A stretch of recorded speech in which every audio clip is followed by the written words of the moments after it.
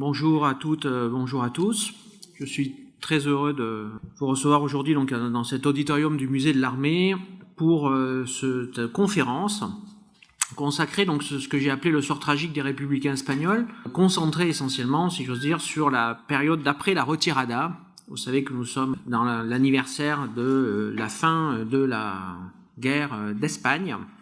La guerre d'Espagne est un sujet qui fait régulièrement l'actualité ces derniers temps. Et donc je vais vous parler des conditions de leur, entre guillemets, accueil. On verra un accueil très particulier, que ce soit d'abord par la République et les derniers temps de la République, puis ensuite par le régime de Vichy. Donc à l'image de l'exposition, qui est donc 4 étages plus haut et que je vous invite à découvrir, donc à l'image de l'exposition qui traite du rapport de Picasso à la guerre durant l'ensemble de sa vie, et de l'ensemble des conflits qui croisent la vie de Picasso, je pense qu'il convient tout d'abord de resituer brièvement ce sort des républicains espagnols après la retirada, de rappeler les origines de cette guerre civile, mais vous verrez que nous irons aussi dans une période très contemporaine. Alors, bien évidemment, je n'ai pas commencé, ça pourrait être le sujet de plusieurs conférences d'ailleurs. Je ne prétends pas vous faire un déroulé exhaustif de cette guerre civile. Je pense qu'il faut quand même reposer quelques bases de ce que fut la guerre civile en Espagne. Je pense que tout d'abord, la guerre civile espagnole, c'est en fait tout simplement le paroxysme de décennies et de décennies de crises et de tensions qui ont secoué l'Espagne depuis au moins les guerres napoléoniennes, l'épisode des guerres napoléoniennes. Alors ces tensions, ces crises sont nombreuses et les origines sont diverses. Je me permets de les citer rapidement. L'Espagne de la Seconde République n'est pas un État dans un sens centralisé où nous l'entendons, nous, Français. C'est-à-dire que, par exemple, à l'époque moderne, quand on parlait des rois d'Espagne, les rois catholiques n'étaient pas des rois d'Espagne au sens que pouvaient être les rois de France, mais plus exactement des souverains de diverses provinces ayant chacune leur particularisme. Voilà. Et l'Espagne avait pour essentiel, comme ciment, essentiel le catholicisme, avec là aussi un rapport assez particulier à la religion. L'Espagne n'a jamais connu, par exemple comme en France, ce qu'on appelait le gallicanisme. L'Espagne, c'était la terre de l'Inquisition. L'Espagne est les rois catholiques dont je parlais tout à l'heure, ces souverains de ces différentes régions espagnoles, ont consacré une immense partie des richesses de leur immense empire, non pas à développer les provinces espagnoles, mais à faire la guerre contre leurs sujets des provinces unies qui avaient basculé vers la réforme. Voilà. Donc, ces particularités politiques, ces particularités religieuses, on peut citer aussi des questions sociales très importantes, avec une classe ouvrière peu nombreuse, très politisée, très localisée. Il n'y a que quelques régions industrielles en Espagne, en particulier au Pays Basque, Bilbao. Guernica fait partie de la région industrielle de Bilbao. Barcelone où Picasso a séjourné. Donc une classe ouvrière très localisée, très politisée, avec encore une autre particularité, c'est que le mouvement anarchiste, vous verrez dans l'exposition tous les documents que nous avons mis liés à l'histoire de Picasso, ses liens avec le mouvement anarchiste. En 1901, Picasso fait l'objet d'un rapport des renseignements généraux disant qu'il était suspecté d'être lié à la cause anarchiste et que ce rapport va le suivre tout au long de sa vie en France. Donc là encore des particularités sociales. Et ces particularités sociales, on les retrouve aussi dans le monde rural, avec là aussi des particularismes locaux. Il y a à la fois des provinces d'Espagne où il y a un prolétariat agricole exploité par de grands propriétaires, mais aussi dans d'autres régions comme la Navarre, certaines parties de la Catalogne, certaines parties du Pays Basque, une paysannerie composée de petits paysans catholiques très conservateurs qui forment eux la masse des troupes carlistes. Ces troupes carlistes qui vont être un des principaux éléments des forces franquistes. Ajoutons à l'ensemble de ce tableau brièvement exposé une armée faible, très considérée, par des décennies et des décennies de défaites. Vous verrez dans l'exposition cette référence au désastre de 1898 qui marque toute une génération d'intellectuels en Espagne. Le désastre donc, de 1898, cette guerre perdue contre les États-Unis qui amène la quasi-disparition de l'empire colonial, mais une armée qui a malgré tout remporté récemment une victoire, mais une victoire rendue seulement possible, la guerre du Rif, par l'intervention massive des troupes françaises du maréchal Pétain, en soutien des troupes du général Franco. Vous voyez deux noms que nous allons retrouver. En tout cas, cette armée, elle aussi a des faiblesses importantes. Elle est constituée d'un corps pléthorique et souvent peu compétent d'officiers et des conscrits miséreux, méprisés, puisqu'il était possible, entre autres, par exemple, d'éviter le service national en payant une somme d'argent. C'est ce que va faire Picasso, vous avez le document d'ailleurs présenté dans l'exposition, ce qui accentue encore le contraste social et le mépris dont font l'objet les simples soldats. Voilà. Alors donc, en février 1936, la coalition du Front populaire, le Frente Popular, gagne des élections qui ont été assez tendues. Il y a eu une quarantaine de morts, des centaines de blessés. Pour vous dire donc trois camps, si j'ose dire, à peu près équivalents, puisque la gauche, le Frente Popular, fait à peu près un tiers des voix pour la droite et un tiers d'abstentionnistes. Voilà, donc une société extrêmement fissurée. Voilà. Et en juillet 1936, il y a donc une tentative de coup d'État militaire. Un coup d'État militaire qui aurait pu être au départ un de ces multiples soubresauts de la vie politique espagnole. Mais ce coup d'État échoue. Il échoue grâce à la réaction des milices des partis et des syndicats, mais aussi, et on l'oublie trop souvent, on pense que c'est un conflit très politisé, mais ça l'était évidemment, mais part significative de l'armée, des forces de sécurité, est restée fidèle au pouvoir légal.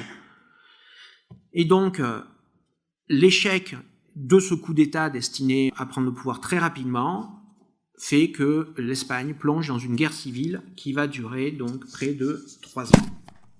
Donc, à l'automne 1936, après l'échec de l'offensive sur Madrid est sauvée par l'intervention des brigades internationales et des premiers matériels reçus du RSS, l'Espagne est coupée en deux camps, avec cette particularité que derrière la ligne de front, il y a à l'époque 2 grandes lignes de front, puisqu'il y a un secteur nord autour de la région de Bilbao, la région industrielle du Pays Basque, qui est resté fidèle à la République, et tout le secteur central est resté fidèle à la République. Et les insurgés occupant environ 40% du territoire entre donc les deux fronts républicains. Dans chacun de ces 2 zones, il y a ce qu'on peut appeler une sorte de purification politique, puisque dans chacune de ces 2 zones, il y a des horreurs et des exactions qui sont commises, puisque chacun des 2 camps élimine ses opposants politiques. Et donc toute une série d'horreurs dans cette guerre, dont vous trouvez abondamment les échos dans l'exposition, et bien évidemment aussi, puisque c'est la thématique du tableau Guernica, dont vous avez à la fois et des œuvres préparatoires et tableaux par lesquels nous entrons dans l'exposition à travers cette reproduction du Guernica. Alors cette violence de cette guerre, qui est une féroce guerre civile, fait que dès le début de la guerre d'Espagne, dès l'été 1936, des Espagnols des 2 camps trouvent refuge en France. En France, à l'époque, c'est le gouvernement du Front populaire, de Léon Blum, et il va, dans sa politique, afficher de neutralité. Là aussi, il y aurait beaucoup de choses à dire sur cette ambiguïté de la non-intervention, alors même des démocraties, alors même que les puissances totalitaires soutiennent massivement l'Espagne franquiste. Le gouvernement français s'impose 2 règles. Il veut éviter des regroupements importants près des frontières et il veut favoriser le retour des exilés dans la zone de leur choix. Alors durant toute cette conférence, d'ailleurs, je tiens à préciser que cette conférence appuie essentiellement sur des recherches que j'avais effectuées il y a déjà dans le cadre de mes études, recherches en grande partie liées à les camps d'internement de mon département d'origine. Voilà, donc j'ai à la fois donc une approche au niveau national avec pas mal de travaux aux archives nationales, mais aussi de l'approche locale dans les archives départementales de différents départements. Voilà. Et c'est ainsi que, par exemple, en Ardèche, j'ai retrouvé la trace d'un groupe de 150 enfants basques républicains qui avaient trouvé refuge suite au bombardement de Guernica. Voilà. Cette situation est quand même déjà assez importante en soi numériquement, En 1938, il y a près de 50 000 réfugiés politiques, mais des deux camps, en France. Et ces 50 000 réfugiés s'ajoutent à de nombreux réfugiés d'autres pays, puisqu'il y a malheureusement à cette époque déjà de nombreux réfugiés politiques et de nombreux réfugiés raciaux qui fuient donc les politiques antisémites des régimes totalitaires. Et c'est pour ça que je souhaite vous parler aussi de l'évolution de la législation sur les étrangers. En fait, vous allez voir que le sort des républicains espagnols est quand même très étroitement lié à la législation sur les étrangers en France des années 20-30. Alors, brièvement, il convient de rappeler que la Première Guerre mondiale, donc c'est 1 340 000 morts, je ne parle que des militaires. Il faut rajouter aussi les victimes de la grippe espagnole, etc. Donc la France a été démographiquement exempte de cette guerre, et la France a fait un recours massif à l'immigration. Et ceci a entraîné une loi sur une naturalisation, qui est la loi de 1927, une loi particulièrement libérale. C'est d'ailleurs cette loi de 1927 sur une naturalisation est l'une des premières lois que Vichy va remettre en cause dès l'été 1940. Voilà. En tout cas, donc, cette loi de 1927, très libérale, se heurte à des impératifs économiques, puisqu'après, quand en 1932, la France commence à être touchée par les conséquences de la crise de 29, le gouvernement commence à mettre en place des quotas pour limiter le recrutement et l'emploi des étrangers dans les entreprises françaises. Cette politique est accentuée par les gouvernements, en particulier par le gouvernement Laval en 1935, qui veut limiter la liberté accordée à tous les étrangers de déplacer leur domicile, suivant leur convenance. Voilà. La fin du Front populaire, la montée des périls extérieurs entraînent une nouvelle série de mesures qui visent à contrôler la population étrangère, alors même que pourtant, fin 1938, la reprise économique et les besoins de la défense nationale amèneraient plutôt un besoin de main-d'œuvre. Voilà. En fait, il faut voir à ces causes, assez paradoxales, évidemment les campagnes de presse xénophobes qui se développent durant cette période. Voilà. En tout cas, ces campagnes de presse entraînent un premier décret-loi en 1938 sur les étrangers en situation irrégulière et qui prévoit donc leur éventuelle assignation à résidence. Là, les Espagnols sont particulièrement surveillés. Ils font l'objet d'une circulaire ministérielle particulière en juillet 1938, où il est bien précisé que les réfugiés espagnols doivent avoir des cartes d'identité sur lesquelles il est marqué, je cite, que ce sont des séjours temporaires qui n'impliquent aucun droit de fixation ou d'établissement, et qu'il est précisé qu'ils ne doivent aussi exercer aucun métier, commerce ou industrie. Voilà. Enfin, il y a aussi une réorganisation des moyens du service de la police des étrangers et la mise en place, aussi en novembre 1938, d'une série de mesures relatives aux étrangers indésirables. Donc c'est un terme qui apparaît. En fait, la plupart des camps d'internement, plus tard, font mention c'est le terme de l'internement de, entre guillemets, indésirables. En fait, cette situation le premier camp d'internement qui apparaît donc en janvier 1939 est un tout petit établissement installé dans un ancien séminaire au fin fond de la Lozère, qui a un objectif très précis et très peu nombreux numériquement, c'est-à-dire l'internement de délinquants apatrides, et qui, à la fin de leur peine de prison, ne peuvent être expulsés, et que la volonté politique souhaite pouvoir maintenir en détention. Donc en fait, le premier exemple, et la législation qui est mise en place, est le premier exemple de camp d'internement stricto sensus, c'est un épiphénomène destiné à une poignée, quelques dizaines d'individus. Mais ce camp se trouve en fait créé en janvier 1939, au moment même où il y a l'exode massif des républicains espagnols, et c'est pour ça qu'on pense encore que c'est, j'allais dire pour les républicains espagnols, que les camps d'internement ont été créés. Voilà. En fait, la législation était antérieure de quelques jours. Voilà. Alors les conséquences militaires de la guerre civile, enfin les conséquences de la défaite du camp républicain, étaient anticipées déjà depuis quelques mois par l'état-major de l'armée, qui avait mis en place donc un plan de protection de la frontière franco-espagnole. Et il avait été déjà désigné des départements d'accueil à l'intérieur du pays. Ça, c'est des archives que j'ai retrouvées en nombre dans les archives dans la préfecture de l'Ardèche. Voilà. Ça, c'est quelque chose qui avait déjà été anticipé. En particulier parce que le gouvernement français savait très bien quelle était l'ampleur de la répression qui suivait chaque extension du camp franquiste, avec les milliers d'exécutions et d'emprisonnements qui suivaient l'occupation d'un territoire par les forces franquistes. La chute de Barcelone entraîne donc ce qu'on a appelé la retirada, et on estime à environ 465 000 réfugiés le nombre de républicains espagnols qui ont donc quitté la zone de la Catalogne. Puisqu'en fait, entre-temps, il y avait eu une offensive qui avait coupé en deux de nouveau le camp républicain.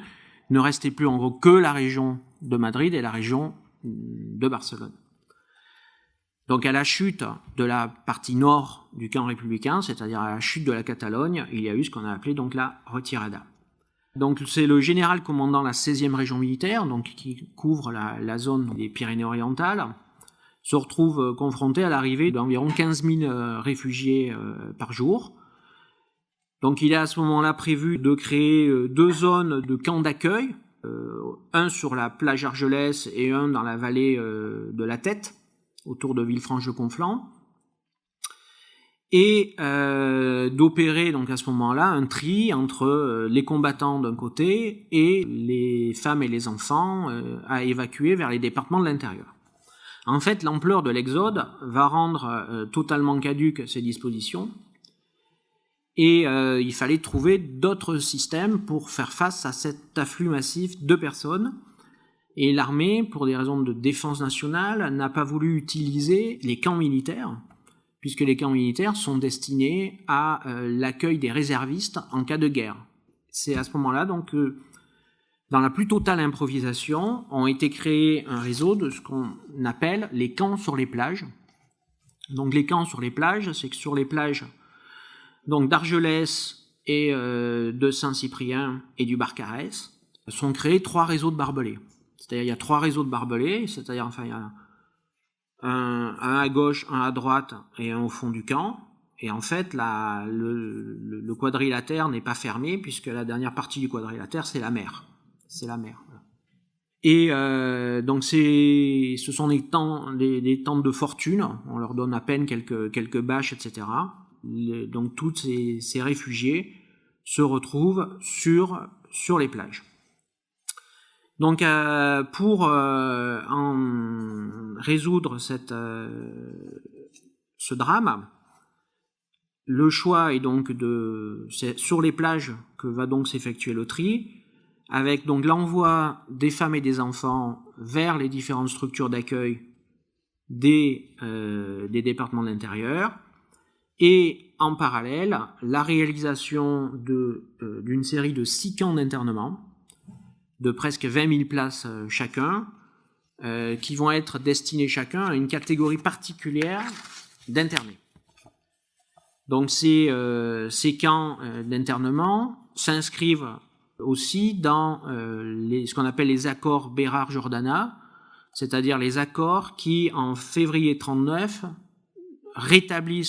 établissent des relations diplomatiques entre l'Espagne franquiste et la France, c'est-à-dire où le gouvernement de Franco est reconnu comme le gouvernement légal de l'Espagne, ce qui emmènera d'ailleurs la nomination en avril 1939 d'un ambassadeur de France à Madrid, le maréchal Pétain. Vous voyez d'ailleurs dans l'exposition le défilé de la victoire des franquistes à Madrid, en présence sur l'estrade officielle de l'ambassadeur de France, le maréchal Pétain. Alors parmi ces différents camps, le camp de Gurs, vous avez donc là aussi dans l'exposition l'album de Gurs, un album réalisé par les anciens des brigades internationales internées à Gurs, le camp d'Agde dans l'Hérault, le camp de Bram dans l'Aude, le camp de Septfonds, le camp du Vernet d'Ariège. Voilà.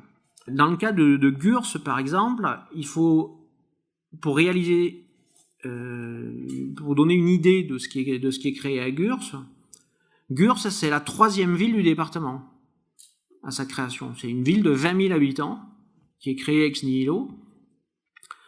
80 hectares, 382 baraques, une poste, une prison. Voilà, c'est une ville en fait qui est créée. Et le camp de Gurs, c'est entre autres là où sont les anciens des brigades internationales. En fait, le gouvernement français trie les réfugiés et les anciens combattants de la guerre d'Espagne par catégorie. Donc les Catalans sont mis d'un côté, les Basques ailleurs, les Castillans encore ailleurs, avec une particularité aussi pour les anarchistes de la division anarchiste d'Urruti, qui font l'objet d'un traitement particulier et qui ensuite seront, pour la plupart, enfin pour beaucoup d'entre eux, transférés donc dans un camp disciplinaire et ensuite dans les bagnes militaires d'Afrique du Nord. En tout cas, ces camps de l'exil espagnol vont former ce réseau des grands camps d'internement qui vont perdurer jusqu'à la fin de la Seconde Guerre mondiale. Et à ce réseau, on peut aussi citer la forteresse de Collioure, qui sert de camp répressif à ce système. Alors je vous ai parlé donc du sort des combattants. Donc après le tri effectué donc parmi les réfugiés, donc les familles sont elles envoyées dans les départements de l'intérieur. Donc j'ai comme je vous dis particulièrement étudié le cas de l'Ardèche. Alors quelques chiffres. En Ardèche, en février 1939, environ 2000 réfugiés répartis dans 11 centres d'hébergement. J'avais recensé aussi 21 sites d'accueil, hébergement pour le département voisin de la Drôme. Donc vous voyez, c'est quand même quelque chose de massif.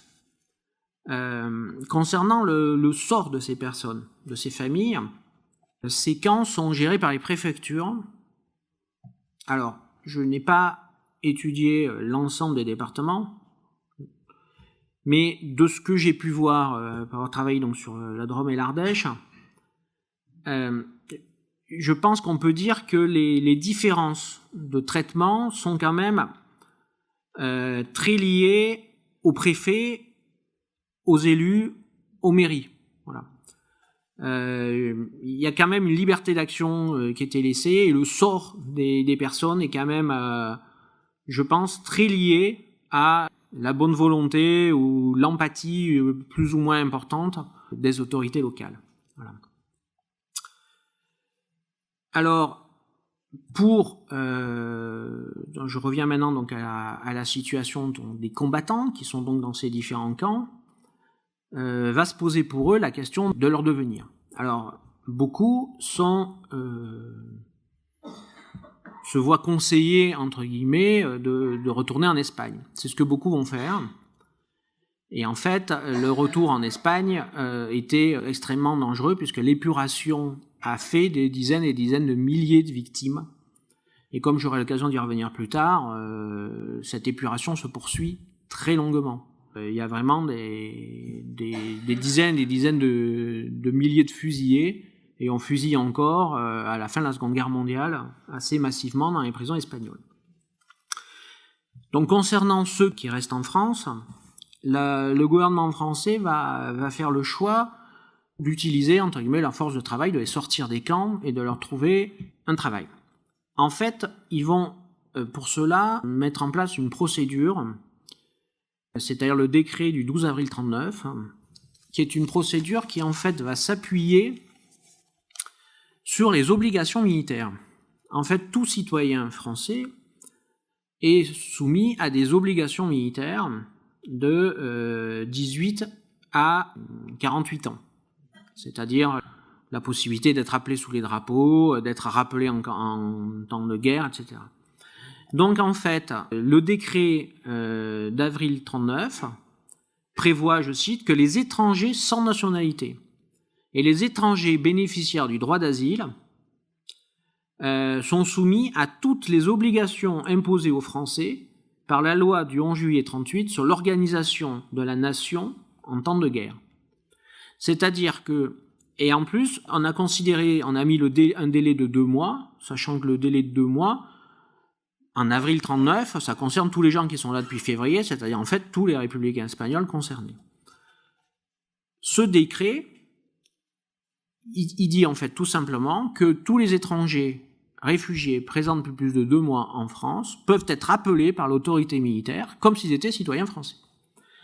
Et en fait, ils vont les appeler non pas comme soldats, mais ils vont les appeler comme travailleurs militaires.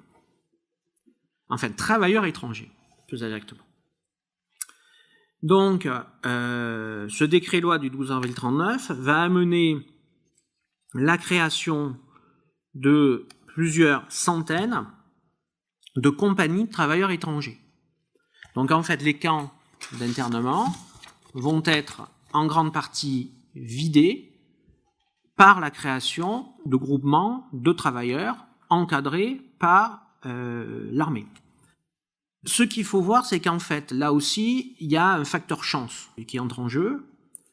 C'est-à-dire qu'en fait, certains arrivent à échapper, entre guillemets, aux mailles du filet, ceux qui ont des relations amicales ou familiales, qui vont pouvoir trouver un emploi par quelqu'un qui va dire un agriculteur, un petit artisan qui dit j'ai besoin de quelqu'un, hop, lui il sort, il part travailler, il sort du système.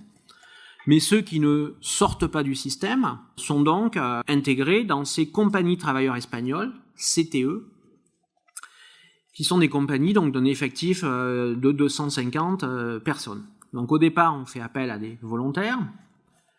Petit à petit, au fur et à mesure de la création des compagnies, les volontaires sont parfois de moins en moins volontaires et de plus en plus incités à quitter les camps pour rejoindre ces différentes compagnies.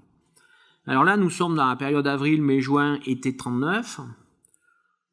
Pour avoir pas mal regardé, ça c'est aux archives du service historique de la défense, à quoi on utilise à ce moment-là ces compagnies de travailleurs, on peut pas dire que l'intérêt militaire soit évident. On les occupe plus qu'on les emploie, par exemple, à créer des fortifications ou à participer à un éventuel effort de guerre, sachant que pour l'instant, nous ne sommes pas effectivement officiellement en guerre.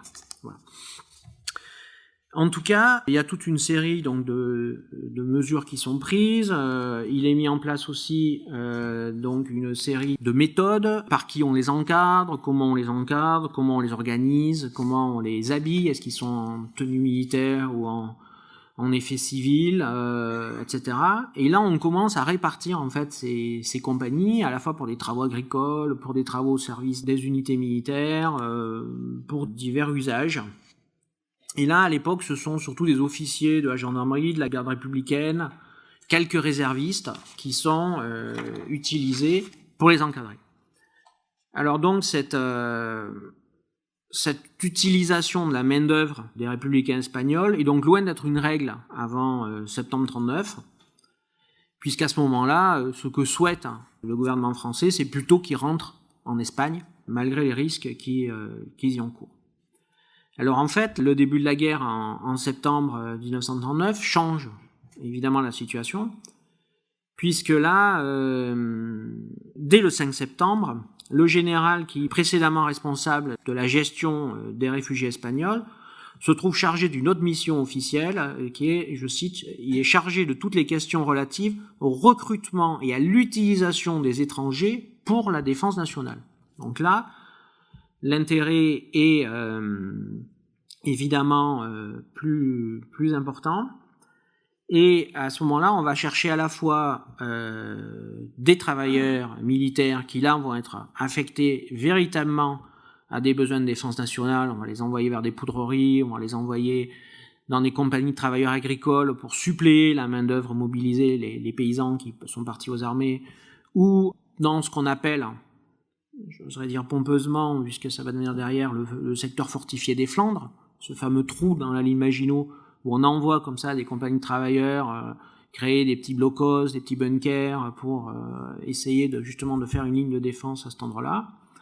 Mais en fait, donc à ce moment-là, les républicains espagnols vont être mobilisés dans deux directions, de la main-d'œuvre à l'usage de l'effort de guerre, et puis aussi des combattants. Donc là, on amplifie le recrutement des compagnies de travailleurs, et on les incite aussi à rejoindre la Légion étrangère ou les régiments de marche de volontaires étrangers. Donc les compagnies qui entre-temps avaient perdu pas mal d'effectifs parce que beaucoup avaient obtenu des emplois dans le secteur de là où ils étaient précédemment en compagnie, sont recomplétées et on pousse aussi à finir de vider, si j'ose dire, les camps d'internement par la création de compagnies supplémentaires. En gros, à partir de janvier-février 1940, tous les républicains espagnols aptes au combat ou aptes au travail sont sortis des camps d'internement, à l'exception de quelques blessés ou inaptes au travail, et puis de quelques anarchistes qui, eux, donc, sont transférés à ce moment-là dans les camps et dans les bagnes militaires d'Afrique du Nord. En parallèle à ces créations de compagnies, on pousse les réfugiés qui le souhaitent à quitter ces compagnies aussi en leur permettant d'obtenir des permis de travail au sein de la société civile, en les amenant à aller travailler directement dans l'industrie d'armement, dans l'agriculture.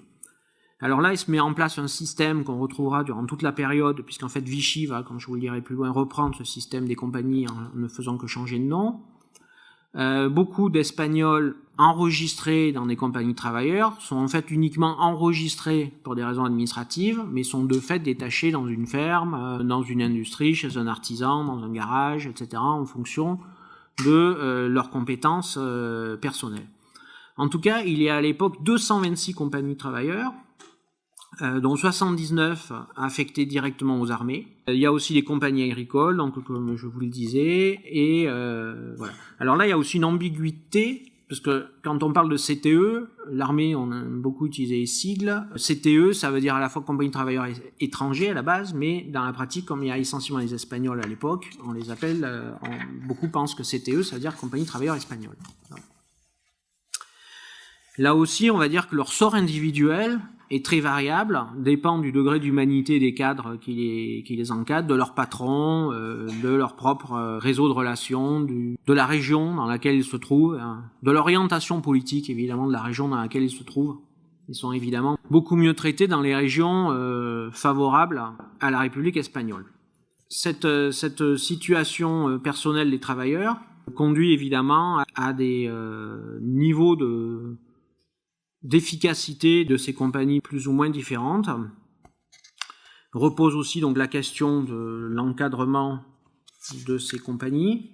Par contre, oui, ce que je voulais vous dire, qui apparaît très intéressant, c'est qu'en fait, ce système, comme je vous ai dit au début, donc, en fait, les Espagnols ne font que être massivement intégrés dans un système qui avait été créé au départ pas pour eux.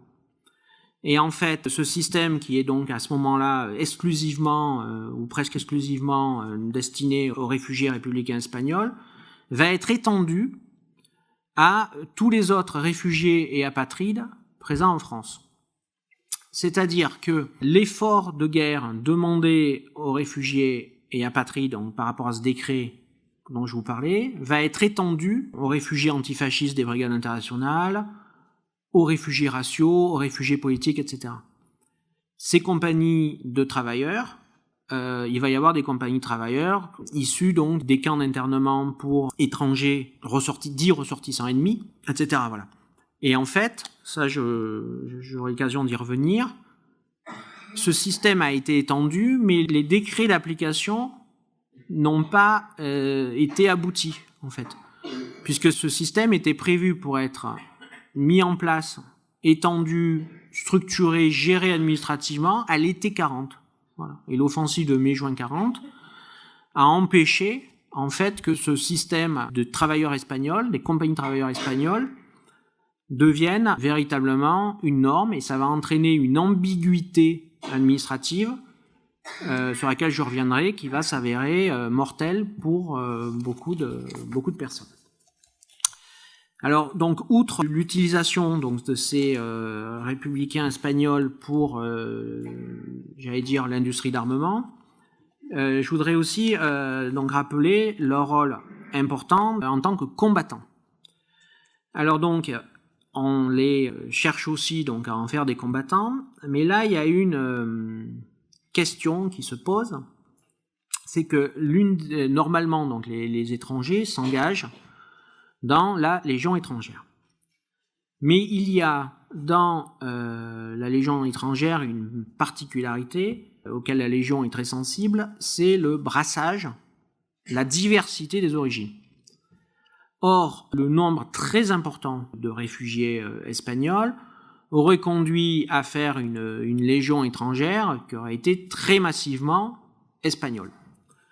Donc, l'armée va en fait faire deux choses.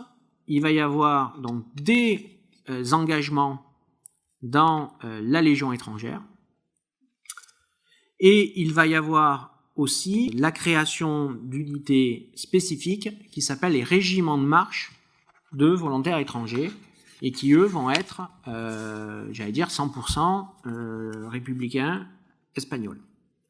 Voilà.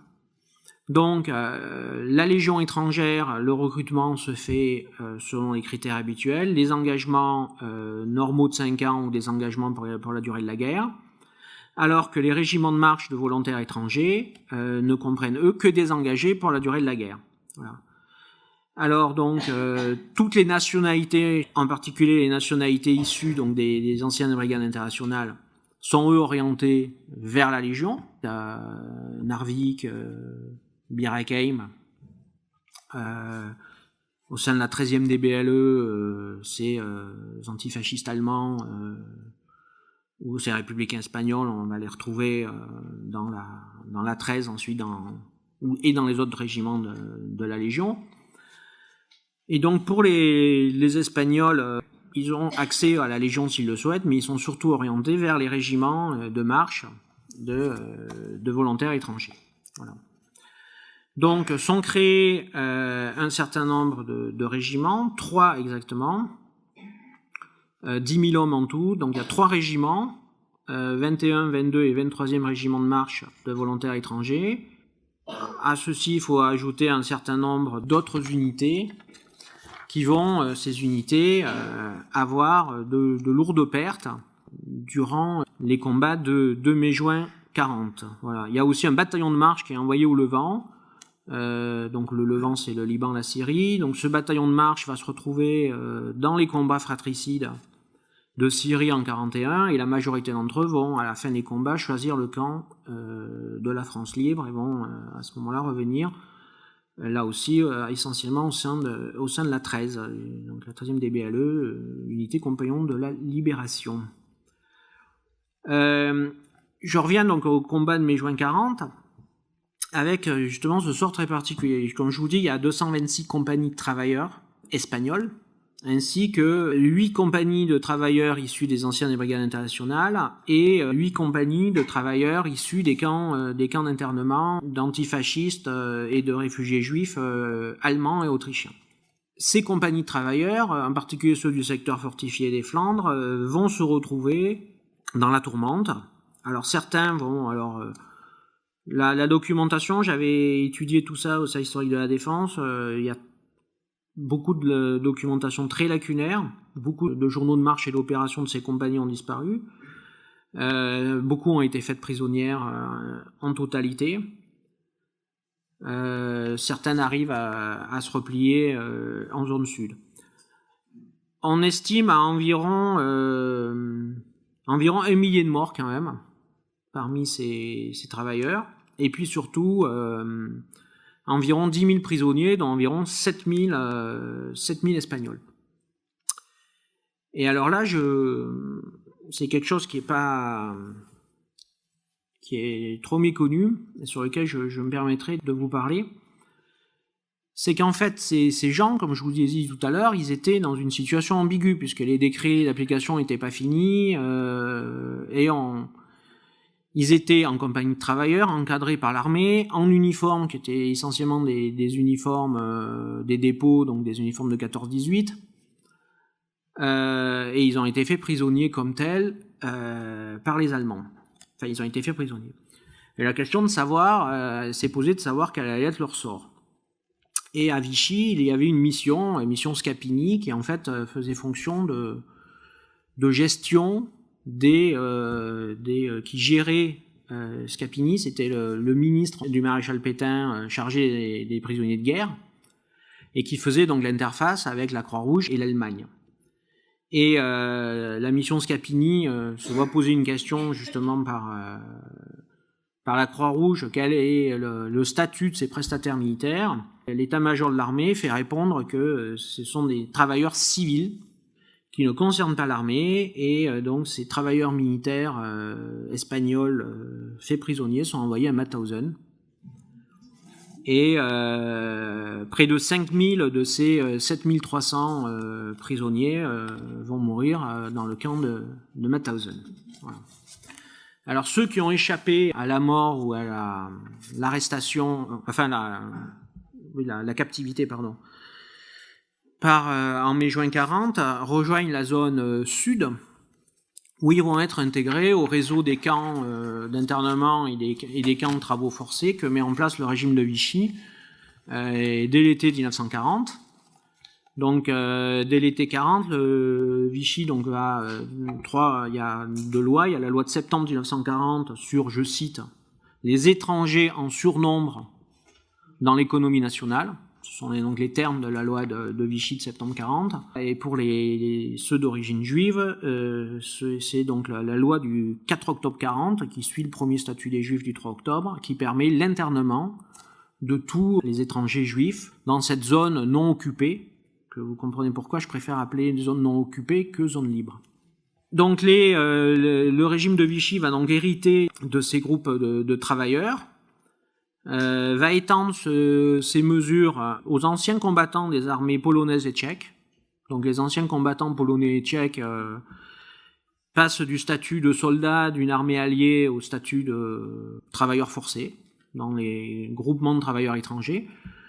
Pour les compagnies espagnoles, en fait, il y a juste un changement de nom. Les compagnies de travailleurs étrangères deviennent des groupements de travailleurs étrangers. On passe du CTE à GTE, le système reste le même, les encadrants sont les mêmes. Les lieux sont les mêmes, souvent.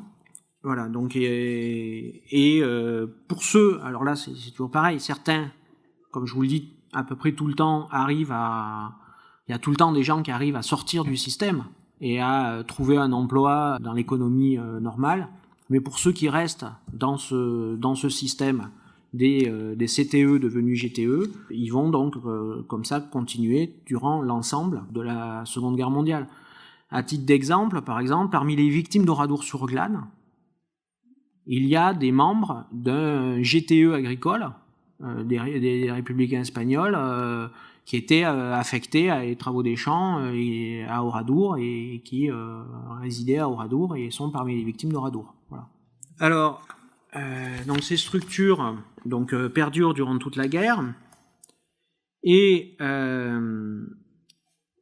la même manière que ces structures devaient être étendues donc à l'ensemble des étrangers, petit à petit donc durant les différentes années donc, du régime de Vichy, le système des groupements de travailleurs étrangers est étendu à l'ensemble des réfugiés et apatrides. C'est-à-dire que par exemple les Russes blancs ou les Arméniens, tous ceux qui avaient donc un passeport Nansen. Donc, je ne sais pas si vous avez vu l'exposition 18-23 du musée de l'armée qui justement montrait la mise en place de ce passeport Nansen destiné donc aux réfugiés et apatrides. Petit à petit, tous les réfugiés et apatrides vont être concernés par le système des GTE. En fait, ce système des GTE, il va très vite entrer en déliquescence et servir essentiellement alors même si ça fonctionne jusqu'au bout, je vous parlais tout à l'heure de ces quelques malheureux morts à Oradour-sur-Glane au milieu du reste de la population d'Oradour. En fait, les GTE vont servir de centre de recrutement pour l'organisation de TOD. Donc l'organisation de TOD, c'est le service allemand de travail forcé qui entre autres construit le mur de l'Atlantique. Voilà. Donc à partir de 1943, il est mis en place par le gouvernement de Vichy, et c'est donc Laval qui fait ça, le service du travail obligatoire, la possibilité d'envoyer les jeunes Français comme travailleurs en Allemagne. Et donc ce système va être étendu donc évidemment au GTE, et en fait on se rend compte que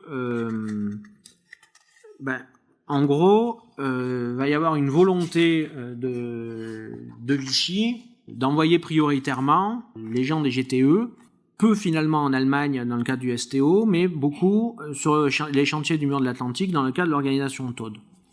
En fait, si vous me permettez un parallèle sur une autre thématique très douloureuse, de la même manière que le gouvernement de Vichy a fait le choix, en particulier en participant à la rafle du Veldiv ou aux arrestations ou aux rafles d'août 42, d'arrêter les juifs étrangers en pensant comme ça sauver les juifs de nationalité française, le gouvernement de Vichy a clairement privilégié la livraison des travailleurs étrangers pour tenter de limiter les conséquences sur la population française. J'ai retrouvé entre autres une note du préfet régional de Lyon en 1943 qui rappelle clairement au préfet sous son autorité que les formations de groupements de travailleurs étrangers sont devenues, ainsi que vous ne l'ignorez pas, un réservoir de main-d'œuvre destiné à être remise à l'organisation Todt. J'insiste sur la nécessité d'acheminer actuellement le plus grand nombre d'étrangers à destination de l'Allemagne pour éviter des prélèvements de main-d'œuvre qui seraient préjudiciables à nos compatriotes. Voilà, donc vous voyez, les choses étaient très claires. Alors donc, à l'été 1944, l'essentiel des républicains espagnols encore en unité de travailleurs, donc dans le cas de l'Ardèche par exemple, ce sont des unités qui sont perdues dans la montagne à faire du charbon de bois entre autres, les compagnies forestières se transforment, elles l'étaient déjà plus ou moins clandestinement, en maquis en fait. Ils basculent en unités et beaucoup de ces unités sont rejointes, beaucoup d'anciens républicains espagnols qui eux-mêmes étaient sortis de ce système des compagnies, groupements, etc. et étaient dans la vie active entre guillemets normale, rejoignent ces unités. C'est pour ça qu'on parle de maquis de républicains espagnols. En fait, souvent, ces maquis de républicains espagnols, on les trouve dans les Cévennes, entre autres. On les retrouve dans le sud Ardèche, autour des Gras, etc. Ce sont des anciennes compagnies, groupements de travailleurs qui, en fait, ont perduré et qui, étant composés majoritairement d'Espagnols, d'étrangers, de réfugiés, d'apatrides, basculent dans la guerre. Voilà. Et donc, ce qui veut dire que des milliers de républicains espagnols vont donc combattre pour la libération de la France. Outre donc ces guerrilleros, je me permets de rappeler que dans l'exposition, vous avez plusieurs objets qui rappellent le parcours de la Nueve. Donc la Nueve, c'est pour beaucoup d'entre eux, ce sont des anciens de la division d'Urruti, transférés dans les bagnes militaires d'Afrique du Nord, qui, après le débarquement en Afrique du Nord, basculent d'abord dans le Corps franc d'Afrique. Le Corps franc d'Afrique, c'est une unité très particulière. Les lois de Vichy perdurant en Afrique du Nord, ils ne sont pas dans l'armée entre guillemets officielle, donc d'où ce Corps franc d'Afrique. Et ensuite, à la fin du Corps franc d'Afrique, ils rejoignent le régiment de marche du Tchad de la 2e DB de Leclerc. Il se trouve que le hasard a fait que la première unité à entrer dans Paris le 24 août au soir, ce sont la Nueve. Et vous avez le fanion de la Nueve dans l'exposition Picasso, et vous voyez à la fois les couleurs de la République espagnole, le nom de Corps franc d'Afrique, et Force française libre, donc qui résume très bien ce parcours. Et vous avez juste à côté une reproduction du tableau de Picasso aux Espagnols morts pour la France. Vous avez d'ailleurs aussi à côté de la reproduction du tableau le casque percé d'une balle d'un républicain espagnol mort pour la France tué dans des combats sur les Vosges au sein de la 2e division blindée. Alors pour les guerrilleros, la libération de la France ne devait être qu'une étape. Pour eux, c'était la première étape d'un combat qui devait amener ensuite à la libération de leur pays. En octobre 1944, les guerrilleros du Sud-Ouest, regroupés autour de Toulouse, partent tenter de reconquérir militairement l'Espagne et envahissent le Val d'Aran. C'est un désastre. Alors, il y a plusieurs centaines de morts et ils sont contraints de se replier. Cette période est une période de redurcissement en Espagne. C'est les années 44-45. On va dire que de 44 à 47, où se met en place la guerre froide et où Franco a compris qu'il va être dans le camp occidental, qu'il ne sera plus embêté et qu'il n'a plus de risque de ce côté-là, où la répression va de nouveau se relâcher un petit peu. Les années 44, 45, 46 sont des années où l'on fusille énormément en Espagne. Dans le cadre des travaux préparatoires à l'exposition Picasso, nous avons étudié entre autres le fonds Madeleine Brown, qui est un fonds conservé aux archives du musée de la Résistance nationale de Champigny, et on s'est rendu compte qu'en fait il y a une poignée, une petite demi-douzaine de Français qui ont été capturés à ce moment-là. C'est en fait des résistants français qui étaient partis aux côtés des républicains espagnols dans la tentative de libération du Val d'Aran. Et Madeleine Brown est une députée communiste de Paris. C'est la première femme vice-présidente de l'Assemblée nationale, élue donc en 1945, qui s'intéresse beaucoup à ces questions et qui, en 1950, tente de mobiliser le gouvernement français pour obtenir la libération de cette demi-douzaine d'anciens résistants français qui sont dans les geôles franquistes. Alors, dans ce fonds Madeleine Brown, vous avez toute une série de documents qui font allusion à la création en 1960 d'un comité pour l'amnistie, puisqu'en 1960, il y avait encore des dizaines et des dizaines de milliers de républicains espagnols qui sont encore retenus dans les geôles franquistes en Espagne. Et Picasso participe, vous avez tous les documents dans l'exposition, à ce comité. Voilà. Et d'ailleurs, je pense que ce comité en 1960, la date n'est pas un hasard, puisque c'est juste après la création donc du mémorial, ce fameux mémorial que fait faire Franco, ce mémorial qui est construit par des républicains espagnols prisonniers, par des bagnards républicains espagnols, et qui est le monument dans lequel Franco est enterré. Voilà.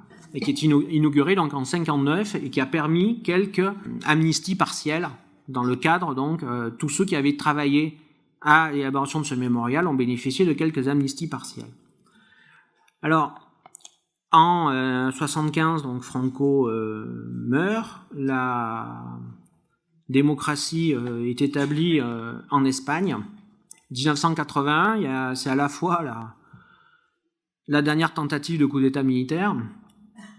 On se rappelle de ces images du roi Juan Carlos au Cortés.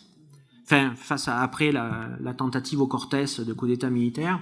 81, c'est aussi l'année où le Guernica arrive en Espagne selon les volontés donc, de Picasso qui voulait que son œuvre, qui est propriété du peuple espagnol, puisque Picasso avait été payé par le gouvernement de la République pour réaliser l'œuvre Guernica pour le pavillon espagnol de 1937, mais Picasso souhaitait que son tableau ne rejoigne la terre d'Espagne qu'une fois la terre d'Espagne devenue une démocratie. Alors, je voudrais vous rappeler une petite anecdote. Donc, en 82, donc, Felipe González, la gauche arrive au pouvoir en Espagne. Et je pense que c'était en 92, puisque donc les élections c'est tous les 4 ans en Espagne. Enfin, en tout cas, il y avait eu des élections en 92 en Espagne. En 92, j'étais étudiant à Montpellier et je me rappelle d'avoir entendu, alors je ne sais plus qui l'avait dit, je pense que c'était peut-être Bartolomé Benassar, enfin en tout cas un historien spécialiste de l'Espagne, qui disait « L'Espagne sera une démocratie comme les autres le jour où la droite aura gagné démocratiquement les élections et aura ensuite perdu démocratiquement les élections. » Alors, Felipe González, 1982-1996. Victoire de la droite, José María Aznar, 1996-2004. 2004, retour au pouvoir de la gauche avec Zapatero. Et bien en fait, c'est à ce moment-là où je me suis rappelé de ce qu'avait dit, alors j'ai malheureusement oublié son nom et je n'ai pas réussi à retrouver ça, ce spécialiste de l'Espagne en 1992. Parce que c'est peu de temps après le retour au pouvoir de la gauche de Zapatero en 2004 qu'en 2007, il y a eu en Espagne la loi sur la mémoire historique. Puisqu'en fait, la démocratie avait amené une loi d'amnistie et une loi d'occultation, en fait, de tout ce qui s'était passé. Et la première loi sur la mémoire, cette loi, donc, qui s'appelle loi sur la mémoire historique, elle date de 2007 seulement, et donc après ce qu'avait dit cet historien, la victoire puis la défaite démocratique, une alternance normale, entre guillemets. Alors cette loi, elle dit quoi? Elle dit que tous les anciens brigadistes ont de droit la nationalité espagnole. Et elle dit que tous les descendants des exilés peuvent, s'ils le souhaitent, entre 2008 et 2011, faire une demande pour obtenir la nationalité espagnole. Et en fait, qu'est-ce qui s'est passé? Il s'est passé, alors, ce que j'avais oublié de vous dire tout à l'heure, c'est que même si l'essentiel des réfugiés, pour des raisons de proximité, sont arrivés en France, il y a quelques communautés de républicains espagnols qui avaient pu obtenir l'asile à Cuba, au Venezuela et en Mexique. Et en fait, pour des raisons assez évidentes, quand on connaît la situation de Cuba, la situation du Venezuela, et puis la crise économique au Mexique, là on est dans les années 2008-2011, il y a environ 250 000 descendants de républicains espagnols, cubains, vénézuéliens ou mexicains qui ont demandé et obtenu la nationalité espagnole du fait de cette loi. Mais il n'y a quasiment eu aucun Français. C'est-à-dire que malgré tout ce que je vous ai raconté, le creuset républicain a fait que les descendants, les fils, il y en a peut-être parmi vous un certain nombre, les descendants des réfugiés républicains espagnols sont restés dans le creuset de la République française. Alors cette loi, elle prévoit aussi l'ouverture des tombes. Aujourd'hui, il reste entre 100 et 130 000 corps sans sépulture dans les charniers des républicains espagnols en Espagne. Et puis elle prévoit aussi, entre-temps il y a eu d'autres élections, d'autres alternances, et c'est donc le 10 juin 2019 seulement qu'aura lieu l'exhumation du corps de Franco à destination d'un lieu plus neutre que le mémorial dans lequel il est actuellement. En tout cas, en conclusion, si vous le permettez, je me permettrai juste de vous dire que je pense que pour des générations d'Espagnols, le Guernica de Picasso sera un marqueur de l'histoire de leur pays et qu'ils iront dans ce musée Reina Sofia qui est construit autour du Guernica voir l'histoire de leur pays un peu comme le jeune Picasso aller à quelques centaines de mètres de là au musée du Prado voir les Ménines de Velázquez. Et Velázquez qui a énormément inspiré Picasso et qui l'a inspiré dans le dernier tableau que nous avons mis à la fin de cette exposition, Le Mousquetaire et l'Enfant. Voilà, je vous remercie de votre attention.